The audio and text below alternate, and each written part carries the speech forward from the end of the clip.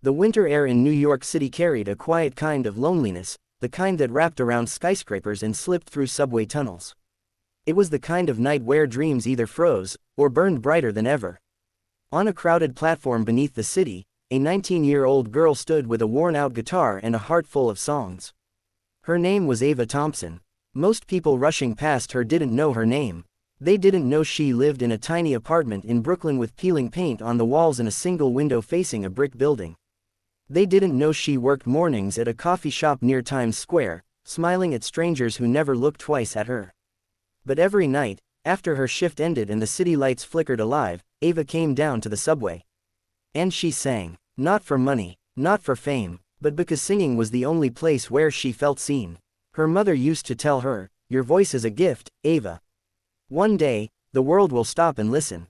Her mother had loved music. She used to hum old songs from the sound of music while cooking dinner.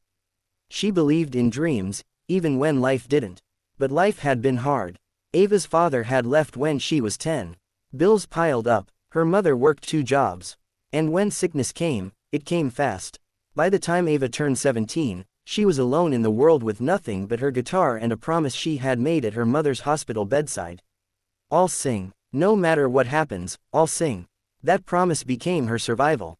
Every night in the subway, she closed her eyes and let her voice echo against cold concrete walls. At first, people ignored her.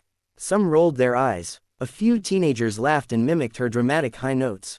"Go try out for American Idol or something," one man shouted once, tossing a coin without even looking at her. The coin hit the ground harder than it should have. Ava kept singing. Weeks turned into months. Winter melted into spring. Slowly, something changed. A few regular commuters began to stop. A woman in a red coat stood every Thursday evening, tears quietly rolling down her cheeks. A little boy started clapping at the end of every song. And one night, everything changed. It was raining hard above the city.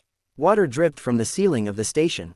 Ava's fingers were numb from the cold, but she started singing anyway, an original song she had written about loss, about hope, about holding on when everything tells you to let go.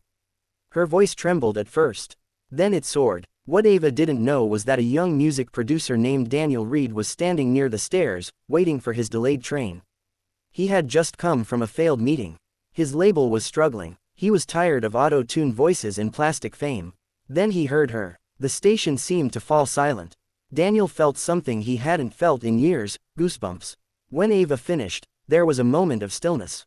Then, unexpectedly, the entire platform erupted into applause.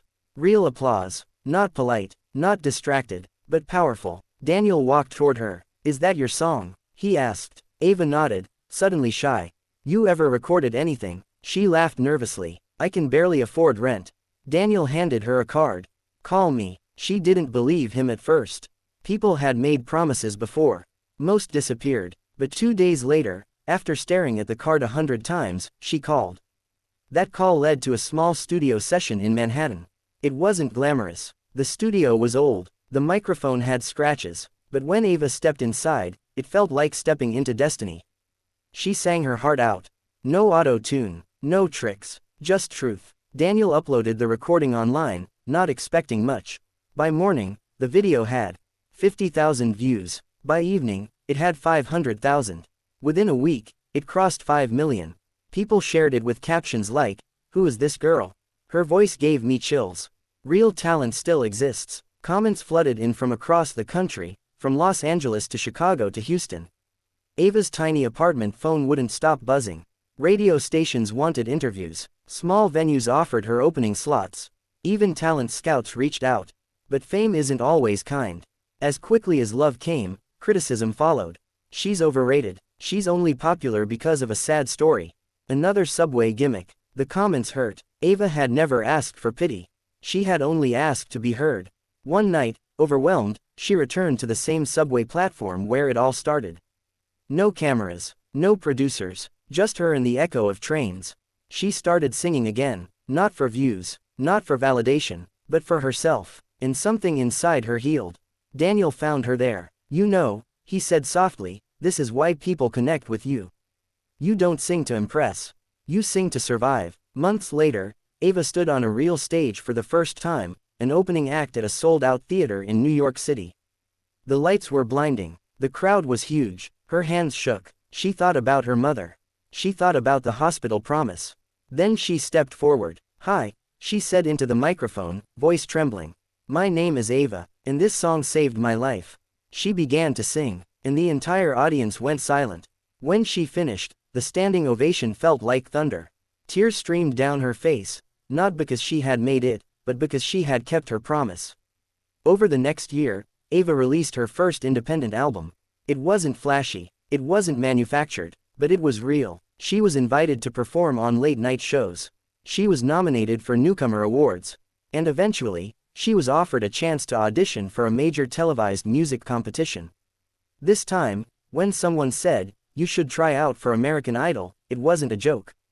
It was destiny. But Ava surprised everyone. She declined. In an interview, she explained, "I'm grateful. Truly. But I found my voice underground. I don't want to lose that." Instead, she organized free subway concerts every year, returning to the very platform where strangers once ignored her. One evening, as she finished a song, a teenage girl approached her. "I want to sing," the girl whispered. "But I'm scared." Ava knelt beside her. "So was I," she said. "Sing anyway. Because talent isn't just about fame. It's about courage. It's about singing when no one is listening. It's about believing your voice matters, even when the world is too busy to notice." Years later, when people talked about the girl who rose from a subway platform to national stages, they didn't just talk about her voice. They talked about her heart. And in the busy, restless heartbeat of New York City, beneath the roaring trains and flashing lights, one truth remained. Dreams don't need perfect beginnings. They just need someone brave enough to sing.